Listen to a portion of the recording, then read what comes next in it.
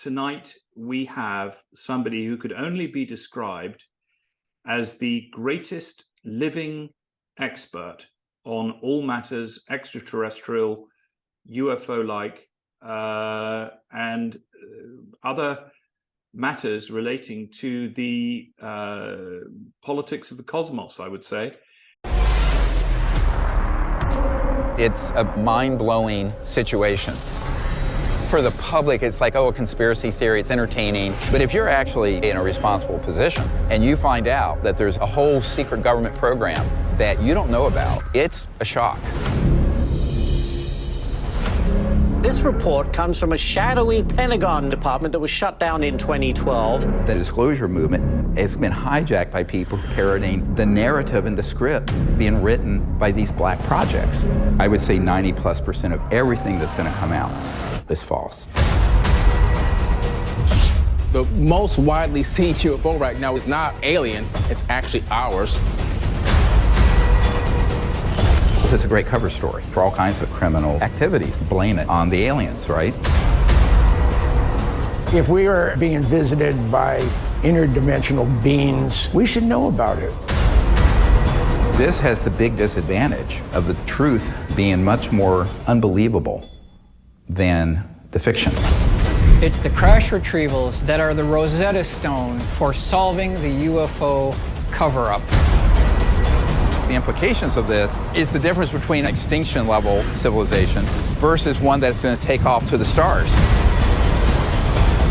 Oh, what the hell?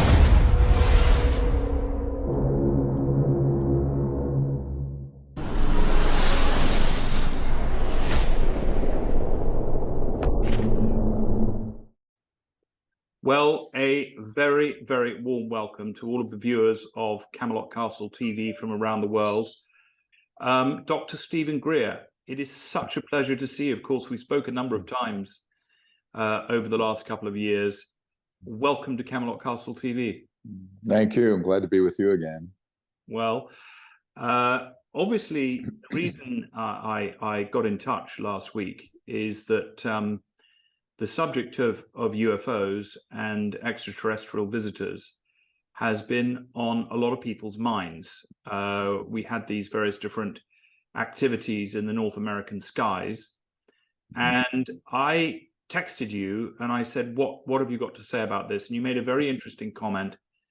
And I just wanted for our viewers, seeing as this is a subject that you do understand, to perhaps give us your thoughts on what has occurred over the last few weeks. Well, it's mainly part of a PSYOPs, psychological warfare operation. We knew this was coming. If anyone who saw Unacknowledged or the Cosmic Hoax, we predicted that this is the direction they would take this issue, trying to create some type of public specter of a threat. Now, it's turned out now the Pentagon's admitting that the objects they shot down, the four of them, but not the balloon that was from China, but the others, were private aerial devices of some type. They're not even investigating them any further, but it created this sort of media public and hysteria, which the public is very prone to on anything unknown. This is why the disclosure of this subject in a rational fashion is very essential. Now, going all the way back to Werner von Braun, who invented the rocket for Adolf Hitler and became the foundation of our space program after World War II. On his deathbed, he said to Carol Rosin, who's a close friend and member of our team, she was his spokesperson for the last 4 or 5 years of his life. He said, "We will hoax an alien threat as a way of sort of pulling together a global totalitarian military regime." And we've seen in the last 3 or 4 years, actually, once Unacknowledged came out, and Unacknowledged, anyone can see it on Amazon Prime or anywhere. It's a feature film that pulls the curtain back on all these black projects that are called Unacknowledged Special Access Projects that deal with the UFO issue and related subjects such as energy and propulsion and what have you. This documentary, once it hit 760 million views, which it did, they unleashed onto the public a sort of decoy operation known as TTSA, to the Stars Academy, was Luis Elizondo and Chris Mellon, and of course a rock star that I had briefed ages ago named Tom DeLonge, who had been with Blink-182. And the purpose of that psychological warfare operation was to present two things that were completely false to the political leaders, mainly in America, but also to the public through the media. And that is that, number one, we don't know what these objects are. That's a bold-faced lie. We do know what they are. And number two, they're a threat to the national security. So this mantra, which was repeated thousands and thousands of times in the US and global media, after they released the F-18 Hornet footage of our jets chasing these objects off the coast of California, the so-called famous Tic Tac UFO, looked like a white Tic Tac, caused this flurry all through the world's media, but it was couched in these two false premises. And the reason they did that is that unacknowledged, clearly and unequivocally proves that there are two types of UFOs. The ones that are clandestine aerospace projects that are man-made anti-gravity devices, and we have them. My uncle was Northrop Grumman. These have been developed since the 50s, 1950s. And number two, that they are not a threat to the national security, at least the ones that are exo-atmospheric. So ones that are extraterrestrial are absolutely no threat. Now, there is a threat to the national security, and that is the psychological warfare initiative that we see breaking all around us through the mainstream media, which of course are taking dictation from the right hand of the king here, because one of the things that I learned early on in my career looking into this, I'm a medical doctor, but I started digging into this when I was in my 30s on a very deep way, is that I contacted various members of the media, and they said, oh yeah, we're not going to tell the public except what the powers that be want us to tell them. And that, I'm quoting, we have become scribes taking dictation from the right hand of the king. So the fourth estate essentially is missing in action on this, except for shows like your own. And so the public can be gaslit on this sort of endlessly. I mean, to what end, however? The end is what they're trying to achieve is actually very dangerous. Let me give you an example. The gaslighting of not just the public, but our political leaders has led to decisions at times that threaten world peace and world security. Because if you are a general or an admiral, and I briefed many of them, and you think these objects are a threat, then you're going to try to shoot them down. Well, here's what they're doing. They're either shooting at objects that aren't a threat, or the ones that are of man-made origin, and not from China. They're from the desert in California, from the Lockheed Skunk Works. So the Tic Tac, we have an image. I have a brand new top secret military witness contacted us last week, who was actually present when they were loading that device onto a C-130 transport plane a decade or so ago. Man-made, anti-gravity, electrogravitic, meaning you're dealing with electromagnetic field propulsion. That's why it has no jets and it has no rockets. Now, I have literally 1,100 military and CIA and corporate whistleblowers that we are now organizing to come forward again to clarify this. But I think the public needs to understand, to try to avoid the hysteria. I'm going to quote from, and I think, John, you'll find this interesting. I have a book out called Unacknowledged that goes with the documentary. Can I just say one thing? Yes, please. For those of you that aren't familiar with Dr. Greer's work, your films are absolute. I mean, you smashed Netflix records when this thing came out. Mm-hmm. How do you keep something secret? You hide it in plain sight. July 8, 1947. The flying disc has been found and is now in the possession of the Army. If you look at the document sent to J. Edgar Hoover, 3 so-called flying saucers had been recovered in New Mexico. It has become the #1 document viewed on the FBI website. There have been ET visitation, and people have been attempting to conceal this knowledge. We actually did recoveries of bodies that were involved with some of these crashes. I said, well, you're going to tell the public about it? And he says, no, we don't tell the public about this. There became to be this bifurcation this separation between legitimate national security and military operations and the deep black programs that are unacknowledged. If people think that it's just the UFO issue, they're gravely mistaken. This is one of the ultimate secrets that needs to be exposed. If there was a project that was illegal, the president doesn't know it's occurring, who's going to stop this from happening? The moon of Mars. There's a very unusual structure. When people find out about that, they're going to say, who put that there? These deeper black programs have the technology to hoax an alien invasion. They could do it, and they could do it in a way that's 100% believable. It's very easy to set up a false flag operation, concoct all kinds of false information. They have people embedded in all the major media to change and affect stories. If you tell anyone about this project, this bullet has your name on it, and it will find you. The strategy was that first the Russians were the enemy, then terrorists would be identified, then third world country crazies. The last card is the alien card, and all of it is a lie. A lie.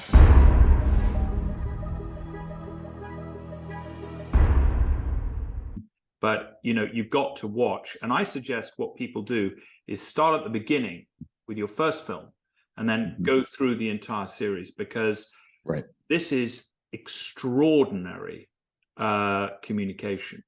And it's something that I know my wife and I were absolutely, I think we were introduced actually to you by Miss Kubrick, Stanley Kubrick's daughter. Oh, yes, yes, wonderful. She's a wonderful lady. And yeah, I just cannot tell people enough to watch those films and also to thank you. So is what's in the book a little different to what's in the film? If you get the book is there more data in the book? Yeah, about 3 times more. You know, if you take the transcript of a 2-hour feature film, it's not that much content. No. A book has much more granular detail, including a document I'm about to refer to. And there are 2 important documents. One, the very first director of the CIA in the United States, Admiral Roscoe Hillenkoetter, he wrote a letter to the New York Times in 1961.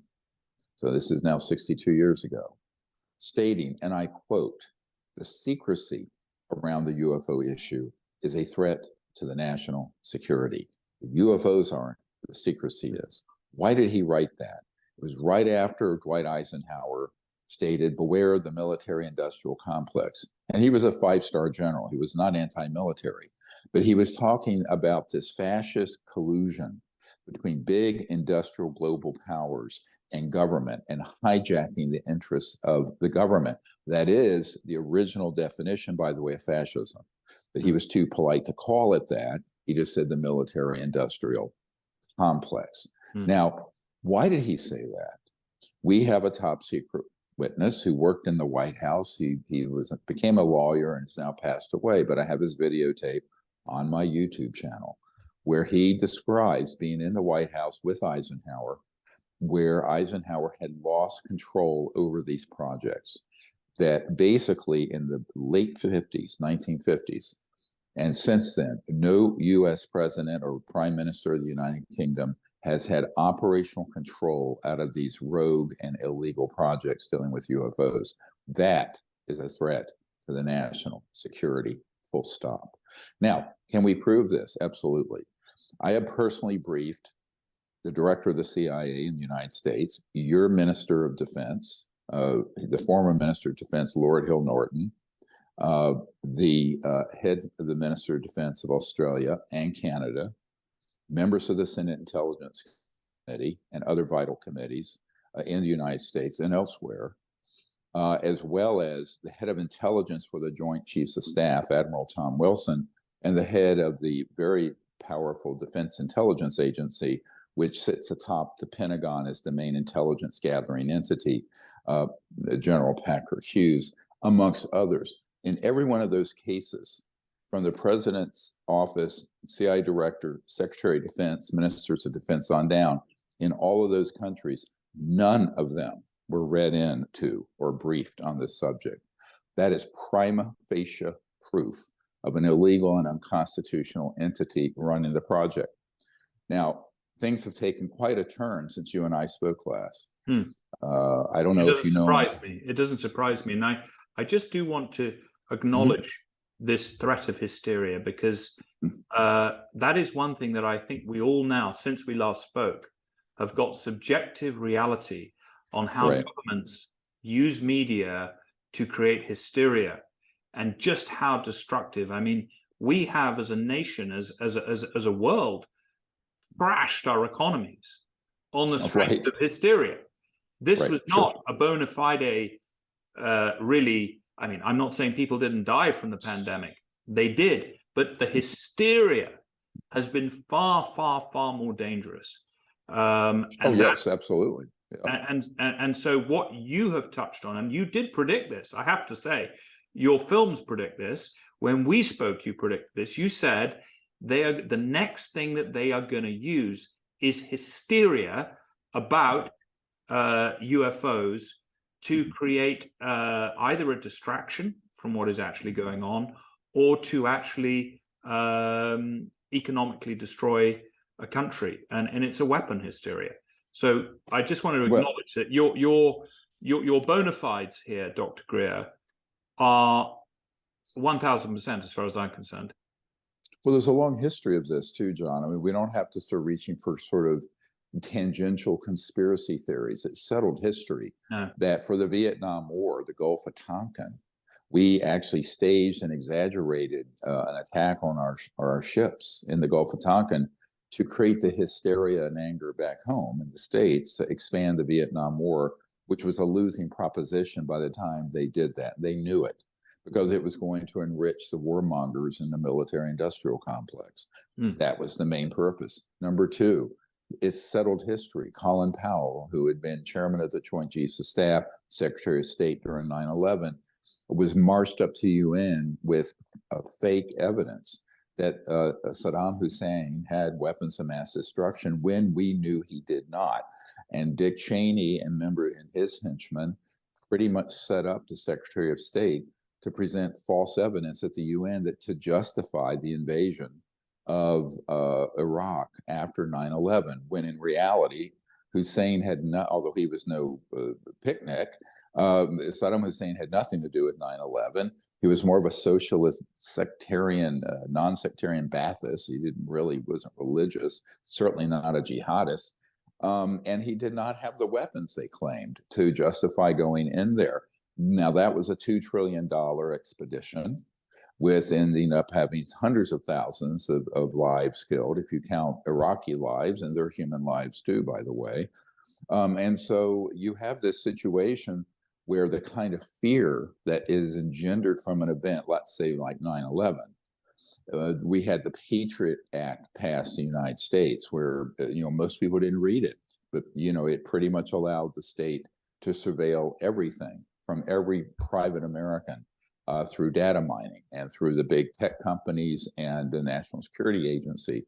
So I think that many of these events are exploited, such as 9/11 or the conflict in Vietnam, by those who want to expand their power and reach, and frankly, their control over the global narrative. Because any demagogue, whether they're a religious demagogue or a political demagogue, through history can be shown very easily that they use fear and intimidation to control the masses. And unfortunately, it does tend to work. I mean, I have to say, I'm not sanguine that most Americans have been inoculated yet from that. And then, of course, you mentioned the big one that occurred, the COVID. Now, I think COVID and the hysteria that was deliberately pumped up for that was a beta test of what's coming. Yes. It was a beta test for the big one. And the big one is going to be positing that we're having some kind of threat from outer space, which absolutely is bonkers, and there's no evidence of it. However, it would be easy to deceive the public on this. How? We just saw it. Look back at what I just said. U.S. covert, illegally run, unconstitutional projects have launched UFOs that look alien, but are made at the Lockheed Skunk Works at my uncle's old company, Northrop Grumman. They have fooled the media, they fool UFO researchers, and they have fooled members of the Senate Intelligence Committee and National Security Council staff here. I'm in Washington, looking at the White House right down here from my place here. So, because you're actually based, just to explain to some of our viewers, you're actually based in Washington, D.C., and you regularly brief incoming administrations on the actual, I don't know what you even call them, unacknowledged programs, really. What is your role in that sense of you briefing incoming administrations? Because I think that's very interesting. Yeah, well, I've provided a presidential brief to every administration since Bill Clinton, and to some of the cabinet members and what have you. Now, the big changes happened. A couple of years ago, the Congress of the United States passed a law and signed into law a requirement that the Director of National Intelligence here in Washington provide a report, and that the Pentagon provide a report to Congress about UFOs, or what they now call UAPs. You know, they change the name every couple of decades, but which is another psychological warfare. What does a UAP stand for? Sorry for our viewers. Yeah, unexplained aerial phenomenon. That's the nom de jour for people trying to deceive and obfuscate the matter. Of course, even UFO is nonsense. They're not unidentified. They don't fly aerodynamically in any sense of the word, like a propeller plane or jet or rocket. The only true thing in the whole word of UFO is object. They are objects. And two types of extraterrestrial origin, which we can get to. And most of the ones that are seen are classified deep black projects. Now, when I say deep black, what do I mean? This is what's changed. The Congress passed this law, but then additionally, 2 days before Christmas, this past Christmas, the Congress passed and the president signed part of the National Defense Authorization Act, the defense spending bill, $760 billion here in the United States. And they had like 5 minutes to read it, didn't they? Yeah, and they had like 5 minutes to read it. However, in there was something that we had been working on, and that is a pathway for top secret whistleblowers to come forward and provide testimony legally where they are not going to be in violation of their national security oaths or their non-disclosure agreements, and can be whistleblowers. That's good. Yeah, that's a big development. So this was a consequence about a year ago. I have to be careful what I say here. I was approached by people who literally manage the black budget of the United States. And they, as part of the bill that had been previously signed to investigate this, found out that even though they answer directly to people at the national security level and the Senate Intelligence and Armed Services, they, with their top secret code level clearance, were completely denied access to all UFO cases and data. Now, this did not surprise me. I said, look, all the way back to 1993, when I briefed a sitting director of the CIA, and he was in the same boat you were in. He was completely denied access, as was the president. So I said, they asked me, will you help? I said, yes. So I'm in the process. I'm telling this sort of breaking news on your show, handing over about a 6 terabyte hard drive of intelligence that we've gathered that lists every corporate division working on this, every deep underground military base, all the locations and details, over 100,000 government documents we have, some of which have not been declassified, but which we have declared these operations illegal, and therefore they can't prosecute us, et cetera. Now, on top of this, we have around 1,000 military and corporate whistleblowers. These are people, and some of whom were on operations retrieving these objects. For example, if an extraterrestrial vehicle is downed, because we use electromagnetic weapons to down them, DEWs and the like, excuse me, there's a team that goes and gets them, right? They have to retrieve them. We have people who've been on those teams who are now coming forward. So all of this has been handed over to the investigators, and in the last year they have hit pay dirt. They've gotten in, but it's very dangerous. There have been fatalities involved. So this is risky business, to say the least. But there is now a legal pathway. As of about 2 months ago, there's a pathway. So I'm putting out a call for whistleblowers to come forward, whether they were military or government contractors. Now, this is the key thing. Initially, the bill only was going to protect government people. We put it in there so it expanded it to all the government contractors. Because to be honest with you, the government doesn't build anything. The contracting entities do, like the Lockheed Skunk Works, or Northrop, or the Phantom Works, what have. Of course, they have corporations that are subsidiary to their black funded ops, if you like. Yeah, and the balance of power is actually with the corporate financial, not the government. Because to the extent that anyone in the government, that where I'm sitting here in Washington or in London, would know anything, they would only know if they've been read in or briefed. And frankly, you're only read in and briefed if they identify you as a bona fide sociopath, willing to break the law and do all manner of illegal and they probably activities.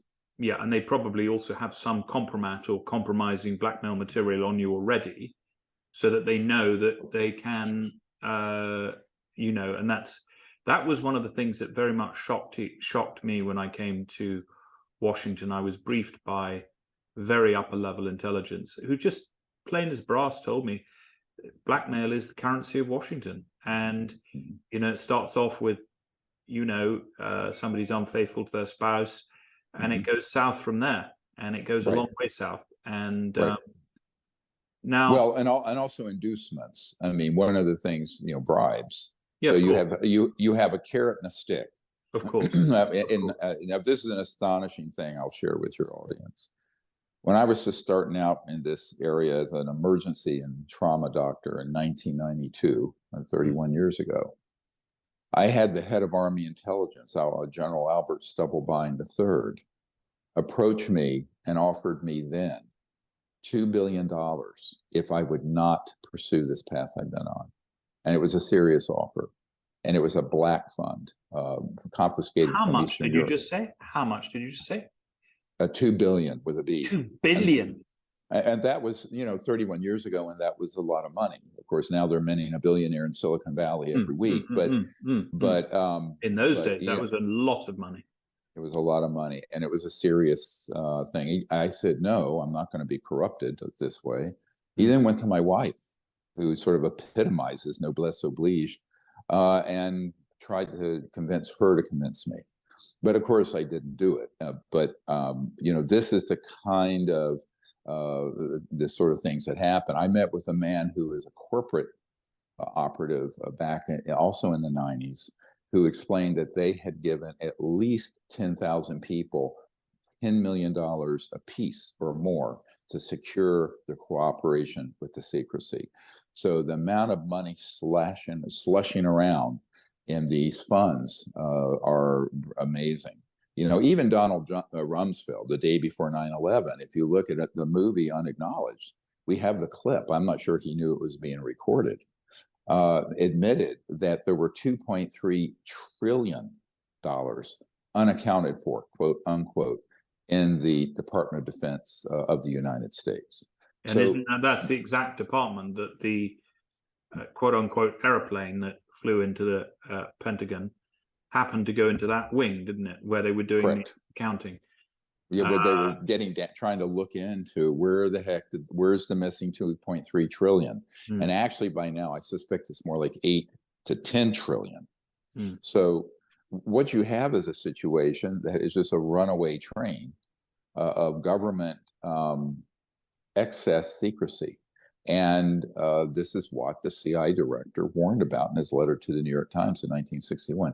Now, all these things that are happening now, from where I sit, I don't think it's a coincidence that a few weeks ago, they started this hysteria with UFOs flying over, we have to shoot them down, because it was precisely 2 weeks after I escorted the first top secret witness into the SCIF, the secure compartmented information facility, to provide testimony that he had on this issue, having worked the issue since the 1960s. And so what I see happening is then a ramping up of these so-called false flag and trial balloons, literally and figuratively, at the same time that this investigation is just really hitting its stride here in Washington, that really nobody knows about. I mean, there is a Pentagon office called AARO, AARO, that's looking into this, but the actual investigation is going on by the people who are assigned to manage and know what the black budget is. They were astonished that they were being denied access. And I said, well, don't be, because I've never seen anything like this in the history of the world in terms of governance going forward so corruptly. So do you have an estimate of the total black budget annually, or? Well, I think there's the black, let's talk about the deep black budget. The deep black budget would be the ones that even the black budget managers and the members of Congress don't know about. Mm. And I would put that at somewhere around $200 billion a year, maybe more. Now, that does not count other creative means of revenue generation. Mm. What do I mean by that? Let's say you're a corporation and you had access to downed extraterrestrial vehicles since the 40s, and you're studying them. Well, suddenly what comes out? A fiber optic system. That's where that came from. If you don't believe me, read what Colonel Corso wrote, because he handled the material, and he wrote a book called The Day After Roswell. He was a full bird colonel who managed these programs for a time. Or you have some other technology. Those get spun off, but they create a revenue stream that in part goes back into this black world, corporate, global. So part of, if you like, the commission, they get a kickback, or if you like, they get they are sort of shareholders in the new technology that has been reverse engineered from UFOs that have been downed. This is essentially how you're describing it. It's a huge science and technology story. You know, as a doctor and as a scientist, I look at this as the biggest unacknowledged, literally, breakthroughs in science and technology ever. I mean, in human history, that is being kept sequestered from the public. But, you know, we have, if your viewers want to see what's happening right now that we're working on, we're just finishing this documentary film. It'll come out June 6th. You're invited to the premiere if you want to come in LA. Oh, well, thank you. Is that going to be in Washington, or where are you having that? Los Angeles, yeah. Oh, how lovely. Thank you. Yeah, it'll be in Los Angeles. We're looking at probably having it LA Live, big premiere location there in Los Angeles. But that's June 6th of this year. But what this film is, it's called The Lost Century and How to Retrieve It. The caption is How to Retrieve It. So what is the Lost Century? Now, if you go to, we have a site we crowdfund all our films, by the way. We have no corporate sponsors and don't want them.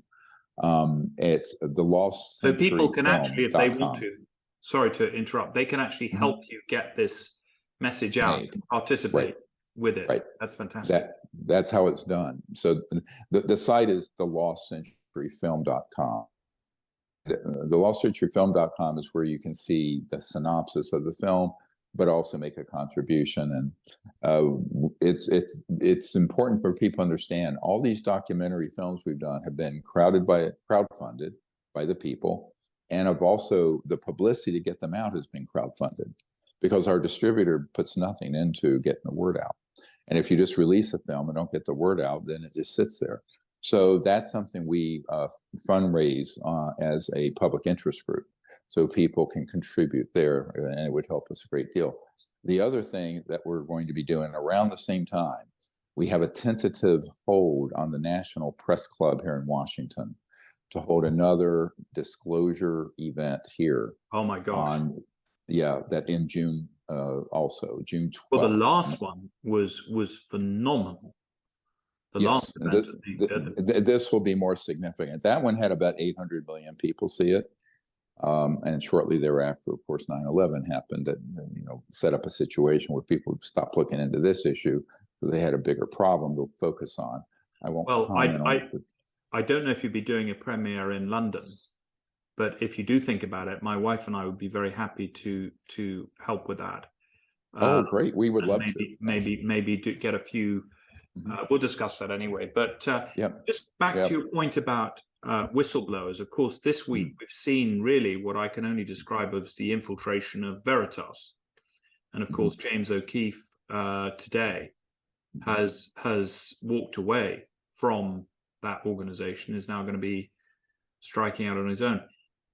Have you had difficulty with infiltration into, how dangerous is it to be a whistleblower in this area? Because this seems to me to be the next level. Well, it is very dangerous. And the problem is when I started, when I started looking into doing this in 1990, I was advised by a senior intelligence official who'd been involved with this issue for a long time. He said, do not set up anything that can be infiltrated through a voting membership or a board. You have to maintain control over 100%. The entity. And I thought it was a rather strange recommendation. I later found that almost every research entity dealing with this subject had been infiltrated and that their interests had been subverted and they had been basically neutered along the way or rendered ineffective or corrupted because the assets that are out there in counterintelligence to be sure that they control the narrative is very substantial. I've mentioned the threats that people receive, but also the inducements and bribes. But ultimately, they can just sort of slip people in who appear to be supportive and are actually Trojan horses. They're just special operatives. And that's how counterintelligence works. They're not wearing a name tag saying CIA, I'm going to bust into your organization. So I've learned to be very circumspect, to have hold tight reins over what I'm working on. I have a very trusted inner circle of people that I work with, some of whom have been with me for 25, 30 years working on this problem. So, and then people who surface, you just, as the Bible says, you shall know them by their deeds. And you pretty much get one bite at the betrayal apple and then you're out on your arse. I mean, I'm very strict about it, frankly. So, but you have to run it that way. I mean, it's sort of I know it sounds terribly autocratic, but in a sense it has to be because of the risk of exactly what you just brought up of infiltration and subversion. Now, let's, for your viewers who are new to this, again, I always tell people, don't take my word for it. Look at a Canadian top secret document we acquired. The provenance is known. And it's from 1950. And it states, number one, flying saucers are real. That's what they used to call them. They didn't have a euphemism like UAP or UFO. It was just, boom, flying saucers are real. The second point was, there is a very high-level team headed up by Dr. Vannevar Bush, who headed up the Manhattan Project for the atomic bomb, studying the, quote, modus operandi, the mechanism of action of these devices, how they work, what's the energy source, etc. We'll get more into this in a moment. And then the other, the zinger there was, this project is the most secret operation in the history of the United States, exceeding the development of the hydrogen bomb. Now imagine in 1950, 2 years before we detonated the first hydrogen bomb, anything more sensitive than the ultimate doomsday weapon. That's what we're dealing with on this subject, the level of secrecy.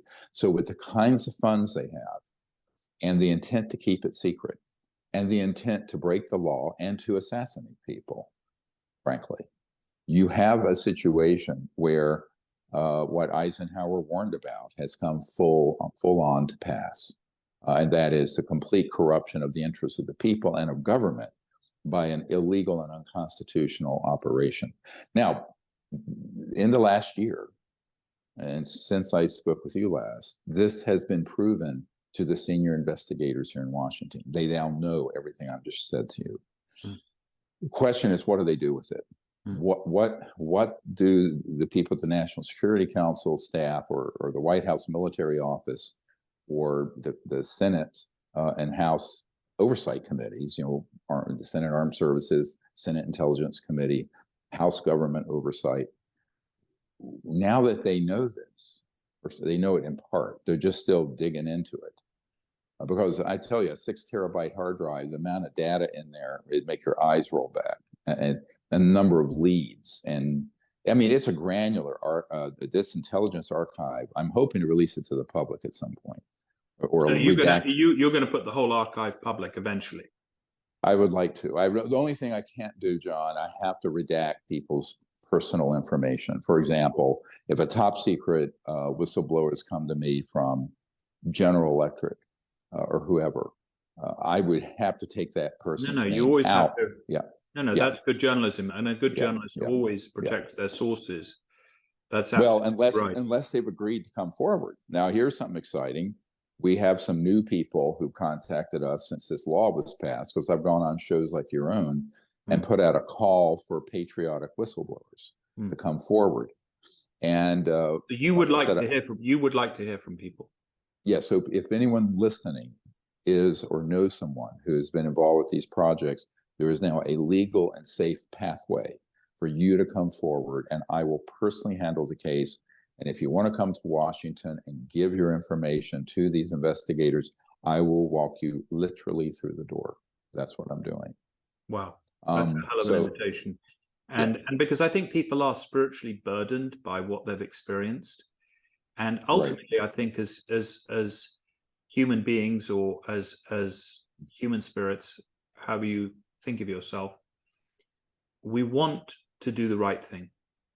Somebody traps us in a confidentiality that we know is destructive to mankind. This really weighs on the human soul.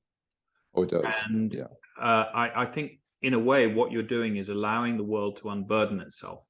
And let's face it, the gaslighting operation that has really been running on mankind since the 1950s in this area it goes back even further. But does it? The reason we're calling this documentary The Lost Century is that the technologies, I mean, all the way back to the time of Tesla and before, I have a photograph of Nikola Tesla at this farmer, and he was a sort of self-taught engineer named Stubblefield, running his farm in 1902 on an alternative energy system that had no source of energy. It was taking energy from the electromagnetic, mainly magnetic field of the Earth. Tesla was there. Now imagine, we've been now 100 years burning oil, gas, and coal and doing things that damage the environment, but also that have left 3 billion people on the planet in such poverty. They don't have gas or electricity to cook their food. That's the new number that's recently come out. 3 billion people have no means even to cook their food. So in a world like that, how do you get to a point of peace or even spirituality? You cannot. So these technologies have been, we're going to show in this film, it's going to blow everyone's mind. We're going to actually show a United States Patent Office national security seizure and denial of patent to a man that we know who has a quote unquote free energy device, meaning it's pulling energy out of the space around it, 0 point or quantum vacuum. Remember, one of the reasons why these spacecraft, whether they're interstellar or made by Lockheed Skunk Works, can travel at such speed and distances without a payload of fuel, is that if you look at the volume of space inside your coffee mug, that amount of space has enough latent energy to boil off all the oceans of the Earth, meaning it's virtually infinite. This is what Nikola Tesla called it, the infinite energy field. Well, this started to be discovered by brilliant minds like Tesla. Now, he was all Tesla, over it, wasn't he? Yeah. Oh, he was all over this. But, and a lot of people think, well, what happened to it? That's an urban myth. No, in this documentary, you're going to see an actual Department of Defense, U.S., letter demanding that the FBI, J. Edgar Hoover, it was addressed to, turn over all the secret papers they confiscated from Nikola Tesla's room the day he died. So this is not an urban myth. This documentary it's all based on fact. People don't realize that decades ago, a man named Floyd Sweet had something the size of a cigarette pack that you could to an electric motor and a 300 horsepower motor that would run your car. Forget Elon Musk's Teslas, where you plug them into the coal-fired power grid. It would run the car, never have to be plugged in, pulling energy. This field of energy, which was quantified by Dr. Casimir in the 1950s, called the zero-point energy field. So these devices and technologies have come and gone. Most of the inventors were assassinated or took it to their grave. So what we're trying to do with this next documentary is put out a call for people to fund an open source, meaning no intellectual property holdbacks and no patents, because the patents get seized. Research and development lab. Yeah, we want a laboratory. We want to create a laboratory that's open, that's streamed online, blockchain, secure, and that the scientists, when they find a discovery like that, it is released to the world instantly, the whole world, in a way that it can't be put back in the tube. Well, I know that this technology exists on Earth because 2 years ago I had a phone call from somebody, and they called me up and they said they've got one of these machines. They said, "Well, you bring it here and show me, because I've heard a lot of it, and I heard that people have these machines where you put less energy in that comes out, and you know, conventional physics will tell you that's not possible. But the fact of the matter is, this guy came here. I mean, we're taught at school that it's impossible, but this guy came here, and on the round table at Camelot Castle, my friend demonstrated to me less energy going into a machine than came out of a machine. And we measured it. We saw it working. There is no question that it worked. And here's what was the thing, is he said, well, we're going to make this available to everybody. And 6 months later, I called him up and he said, John, we just can't do it. We can't do it. And I said, why? He said, I can't even say on the phone why we can't. We can't do it. So the pressure. Well, let me interject real fast. He couldn't do it. I can. Oh, that's fantastic. So have the gentleman contact me. You have my cell number. Here's why I say this. We have, I won't go into details. We have the ability now. If that device is in fact legitimate and it can be reproduced scientifically, you have to have, the gold standard is independent reproducibility. But if it can be independently tested and reproduced, we will see that it is released, and we will be sure that at least 1 billion to 2 billion people learn about it in a fortnight. Why? We have the means to do that now. I mean, one of the things that's happened, I was talking to Vivian Kubrick about this, is that I now have a whole group of A-list celebrities who are helping us get the word out on these issues. And some of them have 200 million followers, so what we would do is, like, the mainstream media is going to get a D notice from your minister of defense or some kind of notice from the CIA saying, kill this story.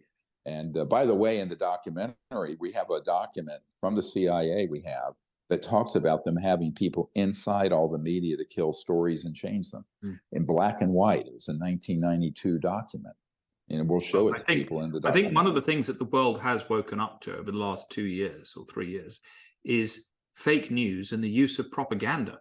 I mean, if we haven't had the opportunity to learn that there are active black propagandists in the world today, then you're never going to, I'm sorry, there's no hope for you at all. No, yeah, if you're watching and you haven't realized that by now, sorry, you're watching the wrong TV channel, and there is no hope for you whatsoever. You're a pipe dream, right? I mean, I have a bridge I'll sell you also. Let me sell you the London Bridge. Okay, here's the deed. But anyway, so I think this is a really important point, is that 10 years ago, we did not have the means to get something like this out. But now we have both the potential partners. Now, it'd be much easier for us to create the support in the investment community if we had something to prove that is extant, that is operational. Unfortunately, most of the ones that I know about They've either already been confiscated, the person has died, so we have 100 years of missed opportunities. And interestingly, I again tell people, don't take my word for a damn thing. I have in this book, Unacknowledged, and you'll see it also in The Cosmic Hoax, which is a documentary about them hoaxing the threat from outer space, that's on my YouTube channel. And in it, we have a document signed by and written by the head of the Lockheed Skunk Works, Ben Rich, the famous, legendary head of the super secret Lockheed Skunk Works. And we have an incoming letter from a guy named John Anderson who said, and they were friends, and it says, do you think these UFOs are ours or extraterrestrial? And the head of the Lockheed Skunk Works, on his stationary letterhead, signed by him, says they are both. They are both ours and extraterrestrial. This is dated 1986. And it is signed by him. The provenance of it is known. So I tell Penn, he said, however, we call UFOs unfunded opportunities. And what was he talking about? The technologies behind how those things are moving would completely create a whole new global economy. 20 years from now, there'd be no global poverty on the planet. In 10 years, there'd be little or no pollution. You could have 100% recycling because the energy is free. And by the way, it doesn't also violate. Am I wrong to say that interplanetary travel would also be possible? Yes, if we become peaceful. Now, we haven't gotten to the fact that these civilizations, they've been watching the planet for a long time. But if you look at the modern era of UFOs, it happened when we detonated the first atomic bomb and then hydrogen bombs. Because why? Because we were viewed, we have nations of concern that are terrorist regimes like Iran or what have you. The Earth was deemed a planet of concern because we had not evolved spiritually or socially as far as we had technologically. So now we had unlocked the secret of the atom. We had weaponized it. We'd already dropped it on cities at the end of World War II in Japan, obviously. But the other thing people don't realize, when you detonate an atomic weapon or hydrogen bomb, everybody knows what an electromagnetic pulse is that goes out and knock out all your communications. What they don't know is that there's something called a scalar or longitudinal wave that's faster than the speed of light that tears the fabric of the universe and disrupts extraterrestrial travel and communication systems. What I just said is the crux of the problem, because what I just said explains why there was this huge interstellar interest in what was happening. Not only that we could destroy ourselves, but that we were an existential threat to the cosmic order and the fabric of the universe. So the very natural, I think, reticence that people have and the concern that they have over nuclear weapons innately, and I think we're all very concerned by what is potentially going on, even as we speak in the Ukraine. Yeah. Very, very serious errors of judgment have been made there. And really there is the obviously the people's bodies, if nukes are let off, well, of course, a lot of people die and the radiation is a problem for the future. But what you're talking about is a secondary type of, you could describe it as an impulse or a wave that cuts through the cosmic space-time continuum, you could say. It does. And how far, out of interest, does that reach from this planet? What sort of orders of magnitude are we talking about here? It certainly goes interstellar. And the problem with it is that we're talking about, if you understand quantum mechanics and the so-called entangled universe, they've done studies. Einstein called it the spooky effect because they didn't really understand it. But what it is you can take a photon or a particle, clone it, and then separate it in space at any distance. And if you touch one, the other one instantly moves or changes its orientation. Now, in physics, this is called entangled or entanglement. So when you're dealing with these technologies that cross trans-dimensionally, and you're talking about electromagnetic waves that aren't that are no longer a wave, but a point that goes out longitudinally in a line, it's going at multiples of the speed of light through an entangled system, a quantum system. And that wasn't known before we detonated the first bomb. But by the time we detonated the first bomb, it was like we kicked a hornet's nest of concern by these other civilizations. So I think this is something that I was just talking to a Lockheed Skunk Works guy. And he said, yes, this is something the current military doesn't know and understand. And they don't know the physics of this. And see, all these secrets leave the mainstream constitutional governments and their military and intelligence agencies in the dark in terms of how you formulate policy. How do you respond to a phenomenon? Do you go after it with guns blazing and shoot it down? This is one of the biggest stressors I've had in my life, is going into a meeting with someone like a general or an admiral who's in charge for enormous responsibilities in the United States. And they don't know anything about this subject, but they are therefore vulnerable to making very bad decisions because they don't have all the information. So well, I mean, think bad data in, bad data out. I mean, if you only have a part of the jigsaw puzzle with which to compute, you genuinely cannot. This is actually the reason that we acquired Camelot Castle in the first place, is because we knew that we could use this location to reach out to people. You know, people have this idea that they're seeking for the Grail, and the Grail is some type of a truth. So important for people to have full data, not partial data, not partial information. Right. And I think that's what's so valuable about what you're doing, because how can an army fight if it does not know that it may be beating its obvious enemy there, but if it's chopping its nose off to spite its face, because of an ignorance of data, the consequences of a war can be far, far more sinister. And you always see that, funnily enough, the after effect. Oh, yeah. We've lived through so many tragedies that should have been avoided had things been known properly, just like the Iraq War, right? We just talked 100%. About it. But now keep in mind, we have multiple cases where U.S. and British armed aircraft have gone after these devices, and not knowing what they were, would fire at them or try to down them.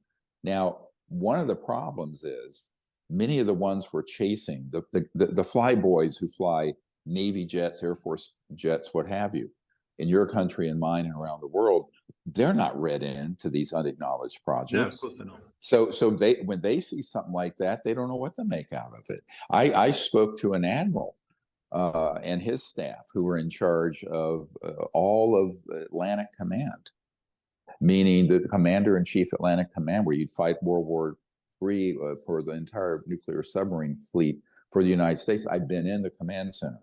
And I will tell you that these gentlemen have no idea what these objects are. They don't know how to properly respond to them. If a false flag use of a man-made one happened, it could trigger World War III. This is when I tell you people, when the first CIA director says the secrecy around this issue is a grave threat to the national security, and that was 61 years ago.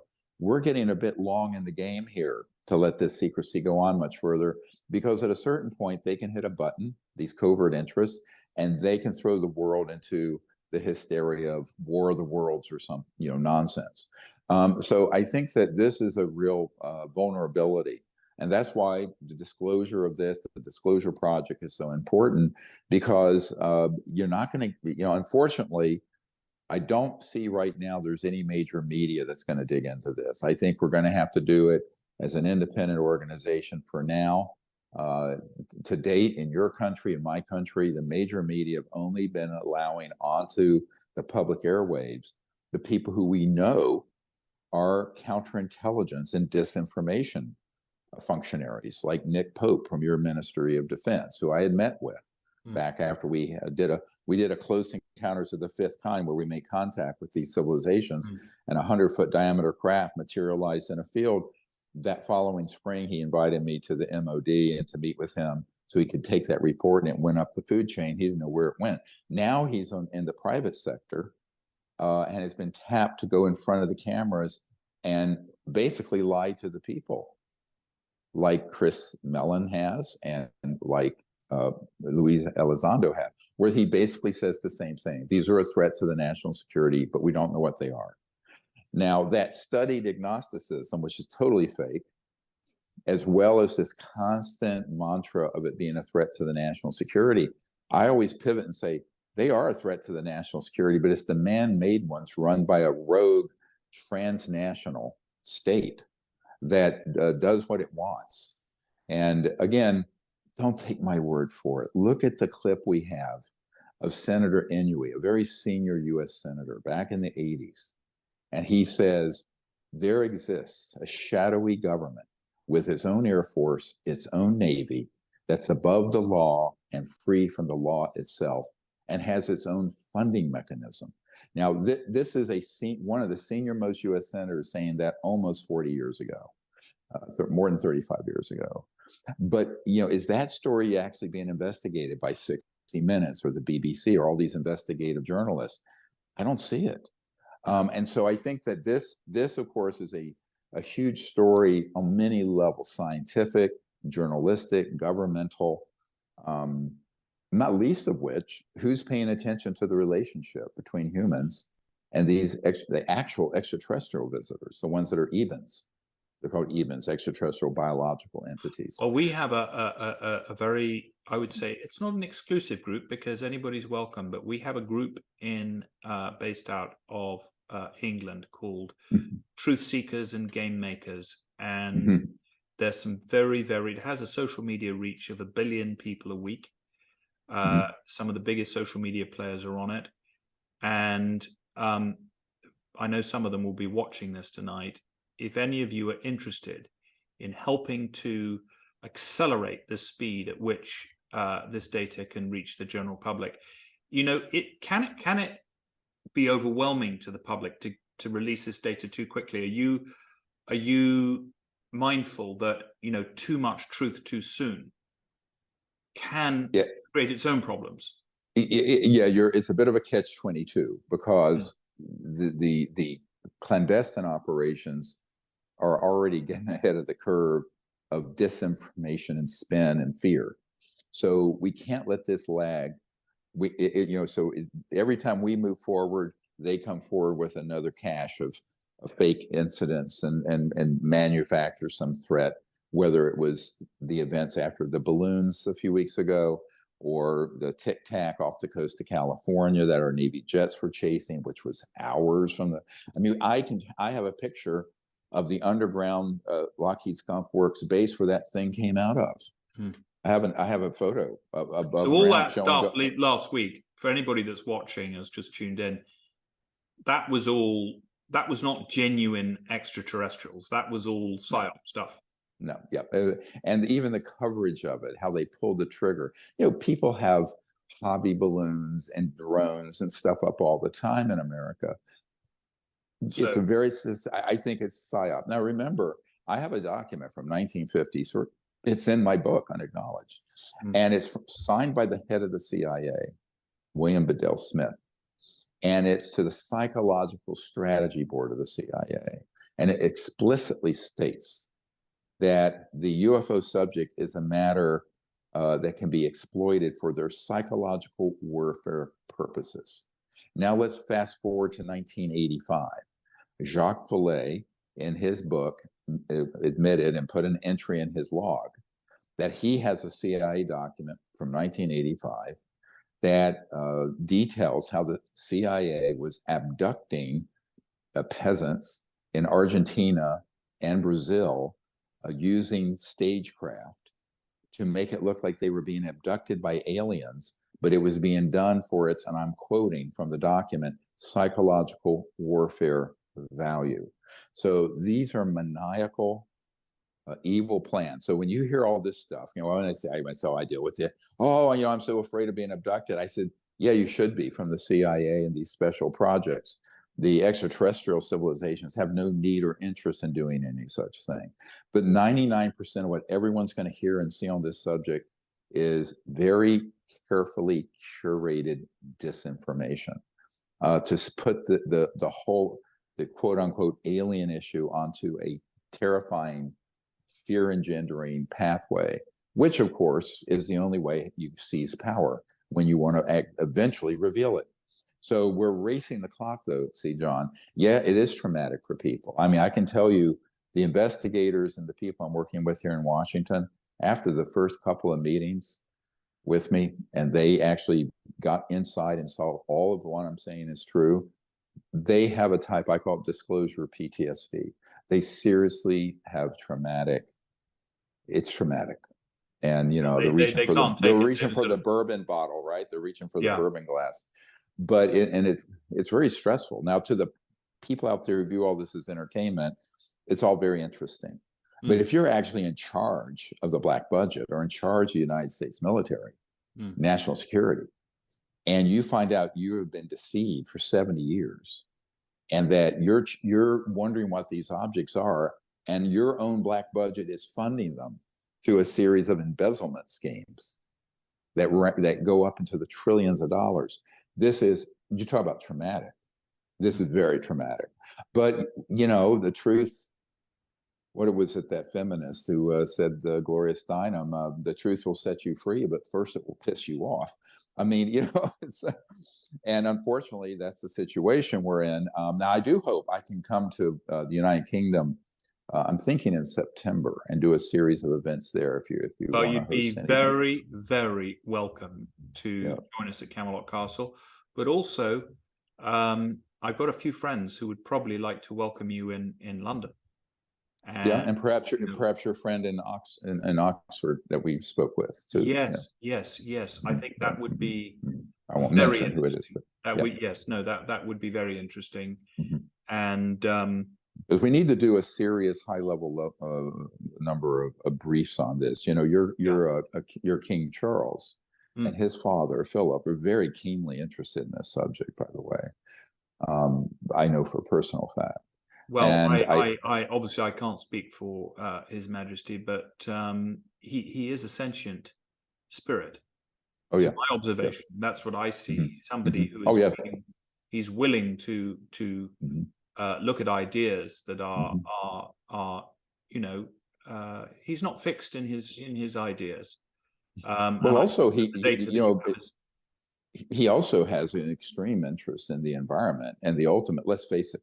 Windmills and solar panels, even though I have a large solar farm, they are not going to fix this problem. You know, the total battery storage capability that we have on the planet right now to back up those systems would run the needs of the planet for, wait for it, 75 seconds, a minute and 15 seconds.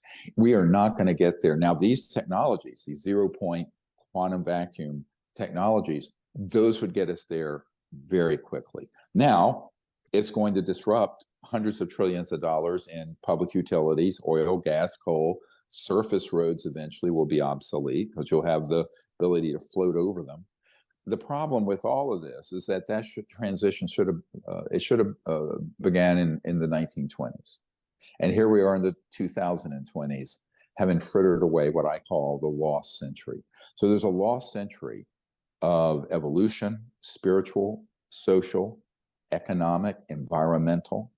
But, you know, visualize this. And this is what we do at the end of the Lost Century film, is we show the world 10 years after all this begins to come out, 20 years, 100 years, 500 years, 1,000 years, and the whole transformational life on Earth. This planet really could be a paradise.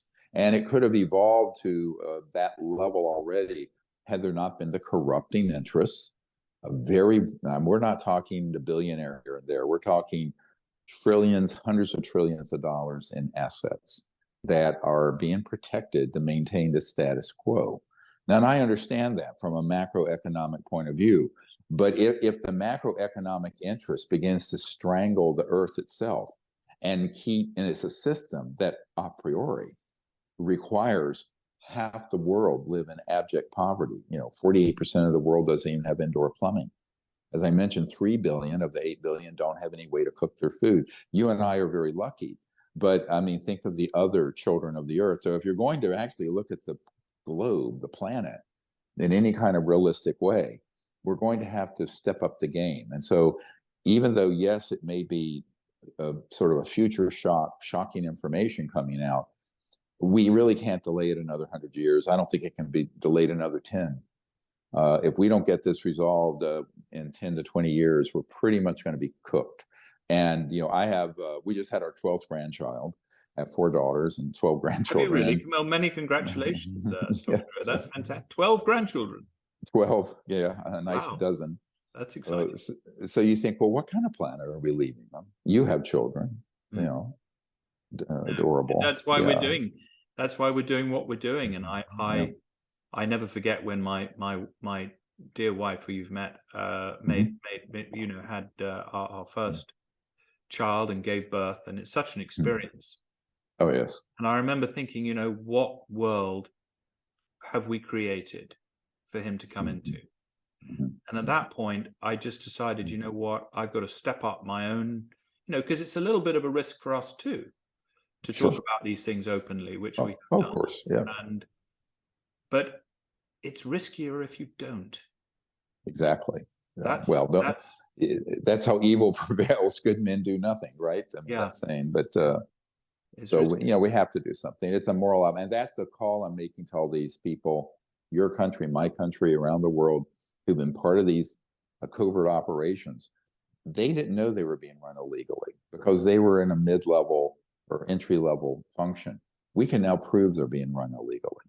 And therefore, it is your duty to come forward and disclose them. And moreover, now there's a safe pathway to do so that was just passed 2 months ago. That's why I wanted to come on your show and announce this as a very major breakthrough, big breakthrough. That is, and I'm so honored that you do give us your time. You've actually been on now for an hour and 15 minutes. It feels like half an hour.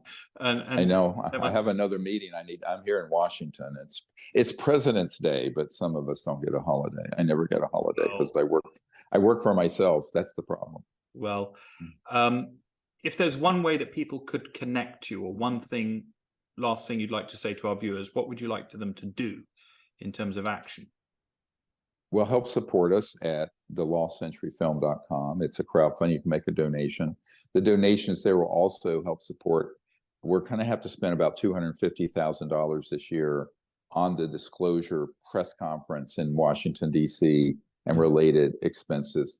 We need help with someone who can develop a website for this vast archive that's searchable, multimedia, video, photo, documents, all of that. I don't have that ability. I'm a doctor, me, I can barely turn my computer on. But